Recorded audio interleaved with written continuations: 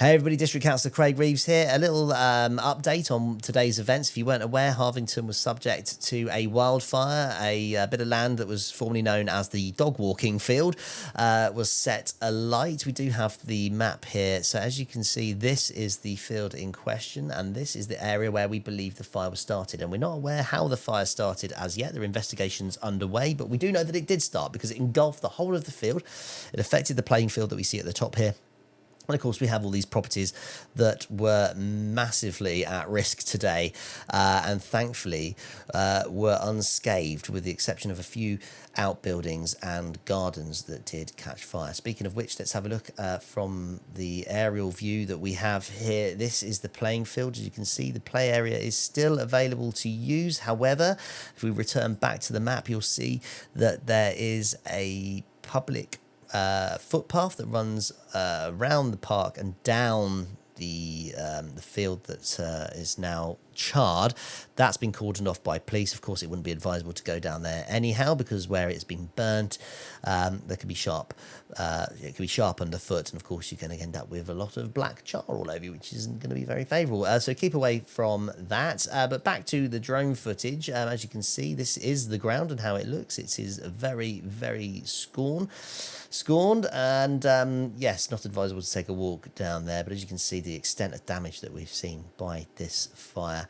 And here again, someone's garden. As you can see, it's charred the fence and gone through into the garden there, narrowly missing their home. There's a firefighter there who's dousing the ground. This is the scene by Jill Smith, a councillor at the parish council, who sent me this clip. As you can see, I mean, you know, you're there with your children and you're seeing flames licking the back of those trees and smoke bellowing. An incredible sight and quite intimidating, of course. Now, when I arrived shortly after the fire crews were called, it was just thick smoke in the air and ash pouring down. But along with that, the community all out in their droves, helping each other out. We saw people aiding those that needed to be vacated from the scene to the village hall. We saw people helping remove items from houses in fear that the houses would be harmed by the fire, and so there were people helping in that way. There was people in the community hall that were providing food and drink and company for those that had to vacate their houses. One young man was there with his drone, and he was putting it up into the sky and showing those that had to vacate their homes what their gardens looked like, so they could have peace of mind that their garden hadn't been engulfed and their home wasn't on fire. Really great thinking by that young man. That really did put some minds at ease. You know, we had people directing fire crews. We had one person who was head to toe with black marks all over him, looked like he'd been wrestling a charred bush. He told me that he'd been there for what I think was about 3 hours with a hose pipe, just constantly dousing along with his neighbour the back of the garden. You know, it looked like he had had a fight with that fire. So well done to you too. The Coach and Horses, of course, providing people with shelter. The police who were communicating with residents, they blocked the road off to ensure that the fire crews, of which there were a number of fire crews from different services, and I believe there was about 8 trucks on site today, so they could have free access to the village unobstructed.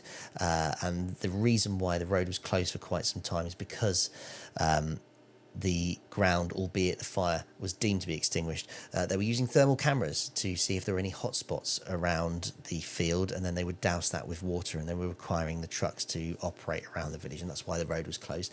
If you've had any water that looks murky or dirty come through the taps today, it will be because when the fire crews access the fire hydrants, it can sometimes disturb the network. So if you have that, just run your tap until it runs clear, and then it will be okay to use.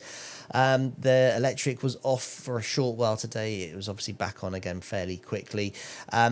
Everyone acted swiftly, with compassion, and it has been an honour, really, to represent a village. And it is an honour to represent a village that really steps up its game during a crisis. So despite the circumstances, it has been a great day for the community, proving how it can come together and be neighbourly. And so thank you. I'll update you with any other information as it comes in. As I say, we don't know how the fire started. I have been advised, obviously, about creating awareness about open flames, particularly whilst the ground is so dry. We're on about our third heat wave this summer. Of course, open flames, big fields with dry grass isn't a great idea. And that can be a bonfire with embers. It could be a barbecue. It could be a cigarette butt that gets thrown on the ground. We saw how quickly this fire can act today. So, really do be cautious moving forward. I'll update you with more as and when it comes in. Until then, thank you all. Thank you. And I'll catch you on the next one.